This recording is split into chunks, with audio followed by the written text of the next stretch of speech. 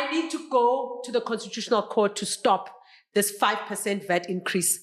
Our country has gone down the drain. We don't have money. We don't have jobs. Even chartered accountants are struggling in South Africa now financially.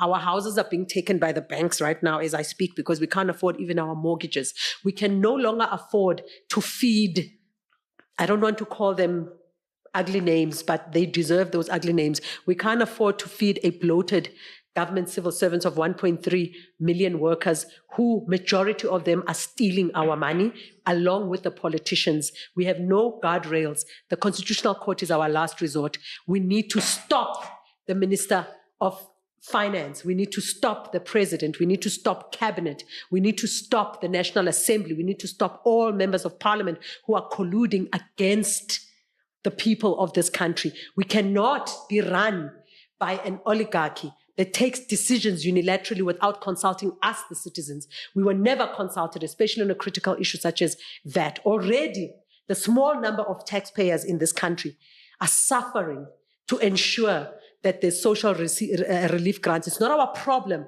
that Trump has removed US aid. In fact, I support Trump to remove US aid because we can no longer become irresponsible citizens who stand by, especially the wealthy citizens who are capable of assisting us now. This is a constitutional matter. It's not a high court matter. We go straight to the Constitutional Court. We pass everything. A constitutional matter goes straight to the Constitutional Court. Please.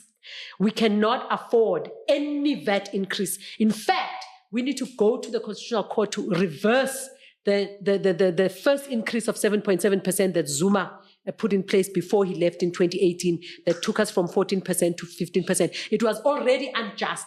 The biggest injustice is the fact that we have no control over how much money, our money is stolen from every municipality, every provincial government, every state agency of a municipality, of a provincial government, every state-owned company, every government-owned company, every regulatory body. In South Africa, I counted on my own 116 different taxes that we pay. We are the most overly taxed country. We're probably the most overly taxed developing nation in the world. The kinds of taxes that we pay are unjust, are inhumane. They are beyond what apartheid did to us. The apartheid government developed this country, albeit with separate economic development, albeit under racial policies.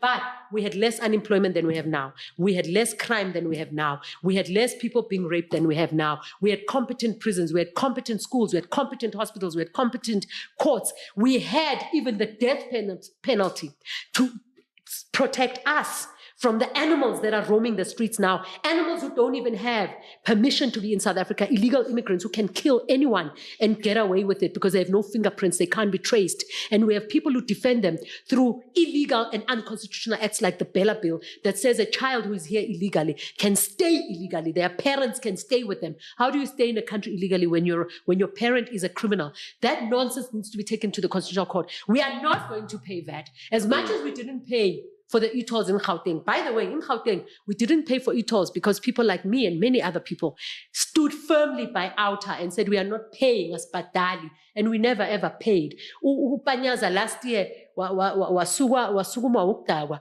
wathi yena, uzosifakela amanye ama e-tolls. I even did a video on TikTok about that. And many people responded and took it to Twitter, and it was effective. And he stopped lo msangano bewakhuluma ukuthi wasifakela more e-tolls to charge us for the 6 billion rand that they illegally, unconstitutionally stole from motorists to charge them the e-toll fee after the Constitutional Court, after they violated a Constitutional Court judgment saying they must not bill us. We are not paying even 0.0000001% increase. Niyangizwa kahle. We are not going to be held hostage by criminals. We've been held hostage enough by criminals in this country.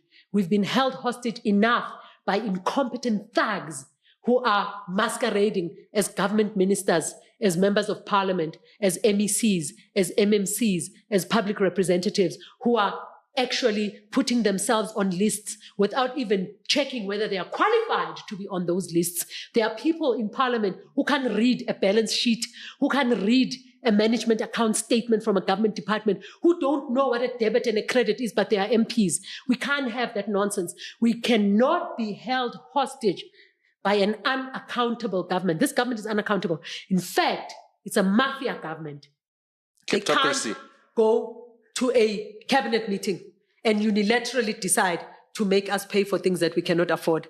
They must go and check the price of eggs and bread today and tell me who can afford those prices. Ngeke size sivume.